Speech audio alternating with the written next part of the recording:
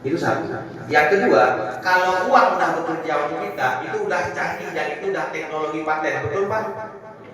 Dan yang luar biasanya lagi, kalau ditanya teknologi kripto, kedepannya semua tujuan kripto itu sama. Contoh, Bitcoin awal transaksi perbelanjaan MACD pertama Pak. Jadi kalau ditanya kapan transaksi pertama Bitcoin, di 2009 dengan pembelanjaan KFC yang wawasan kita. Itu pertama sekali Pak. Pada saat itu hampir semua orang nggak percaya. Untuk mendapatkan Bitcoin saja dulu bisa dengan main game. Jadi kalau ditanya teknologi apa yang akan ada nantinya, kalau yang pertama sekali sekarang kita Oro tokennya sudah bisa WD ke rekening, ke Dana, ke GoPay. Itu teknologi yang di awal saya jalan orang nggak percaya. Beri hapus dong buat keseriusan Indonesia. Itu yang pertama Pak.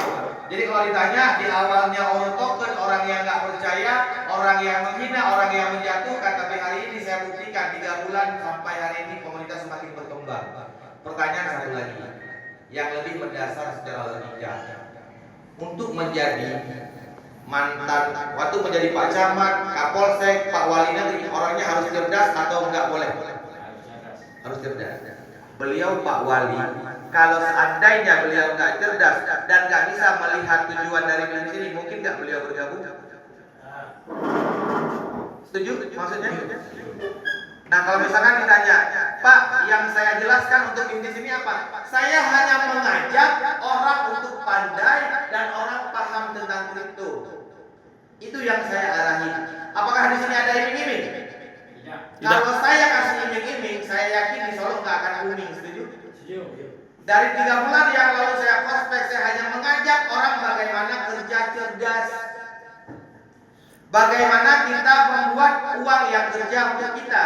Karena sejak lahir, yang seharusnya mengatur waktu atau waktu yang ngatur kita. Waktu yang ngatur kita. Seharusnya kita yang ngatur waktu atau waktu yang ngatur kita. Dan yang hari ini kita rasakan apa Bapak-bapak? Sakitnya di mana Pak? Sakitnya di badan. Makanya hari ini saya ingin Bapak melihat keluarnya, Bapak mempelajari apa yang saya pelajari sehingga Bapak mendapatkan apa yang saya dapatkan. Setuju? Makanya saya minta waktu 3 menit aja. Buang gengsi sedikit. Karena gengsi tidak akan membuat kita sukses, tapi sukses akan buat hidup kita lebih bergengsi. Setuju? Banyak orang yang tak percaya tentang bisnis ini. Mungkin karena merasa yang ngomong di depan lebih hebat daripada saya. Tapi saya hari ini bisa nggak ditunjukin nggak ya? Ada ininya? Tolong hidupin video tentang kripto yang dibahas sama Purbaya. Karena saya yakin kalau bapak-bapak nggak percaya kami, yang ini bapak harus percaya. Karena yang ngambil gaji pun tergantung tombolnya dari Menteri Keuangan. Ya, bisa dihidupin aja. Laptop. Ini penting. Jadi maksud saya mungkin juga bapak yang sekarang ini sudah sukses, bapak yang sekarang ini penghasilannya sudah lumayan, tapi bapak harus ingat, informasi ini bermanfaat untuk tetangga, untuk anak kuliah, untuk orang-orang yang belum dapat pekerjaan saat ini. Setuju? Sekarang saya mau nanya, kenapa saya tertarik mengembangkan Oro ini dengan semangat yang berawalnya saya berangkat dari Aceh, saya sampai ke Bukit Tinggi, itu hampir 1 sumpah udah pernah sampai ke Pasaman Barat, Gunung Gading.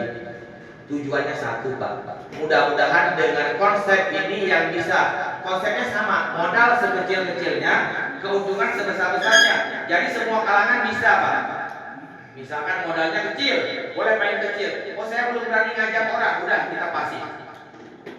Jadi kalau misalkan nanti ditanya ke depannya bagaimana, kita buat acara di sini, kita bisa bayarnya pakai Oro.